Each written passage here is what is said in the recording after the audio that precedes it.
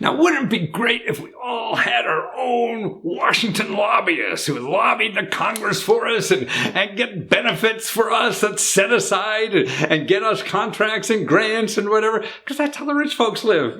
Now, I've been watching this town. I've been living here, too, for about 40 years. And that's what happens. The rich folk come to town. They lobby Washington, make sure they get this line item in the contract or whatever in the law. So they get a bunch of money. And now I even see with the tax bill. I mean, the lobbyists now are spending almost $1 billion or more just to get their things in the tax bill or not lose their existing, benefits.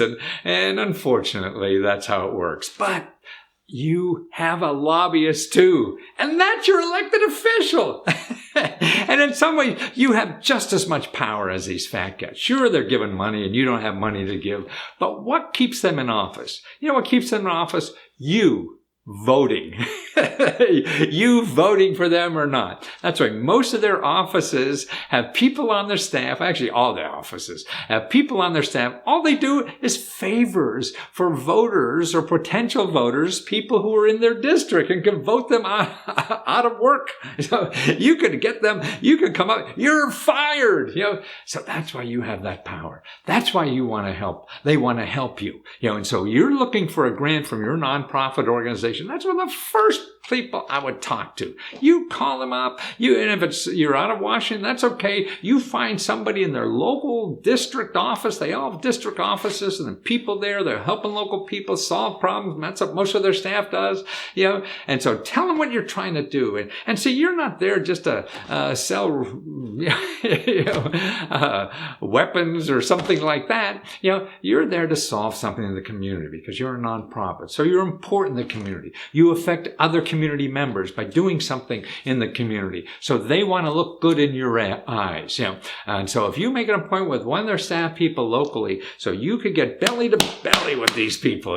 And that's what, it's a people business. It's hard to flunk somebody that you get to know. As a teacher, I found that out. People would come after class and show me the pictures of their dog and stuff like that. It was hard to flunk them, even though the grade showed they should be failing. But, your heart says, oh, he's not such bad. He just had a bad day.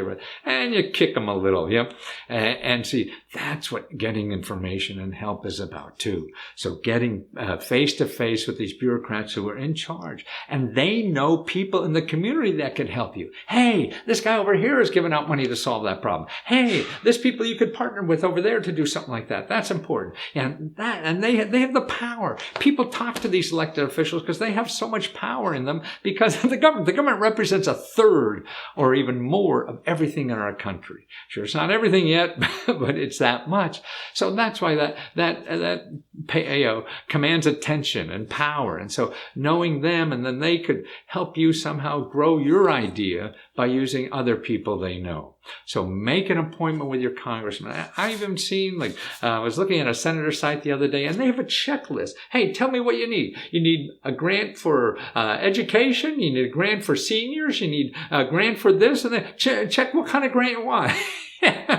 Right. It's like a menu at McDonald's. Oh, I have a mac and cheese or something. That is the wrong thing. Is mac and cheese is something nothing to do with McDonald's. That's how much I know. I'm in current culture.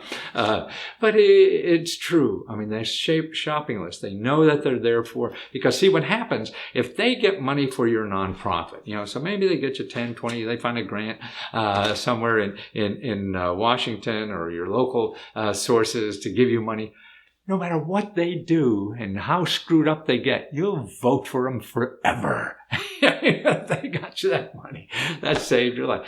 That's what the town seems to be all about. This is why these people have a rating now of like 10%, and they still get elected with approval rating of 10%. That's why I don't think Trump worries about Congress. His approval rating is 35 or 40 or something like that, but theirs is only 10.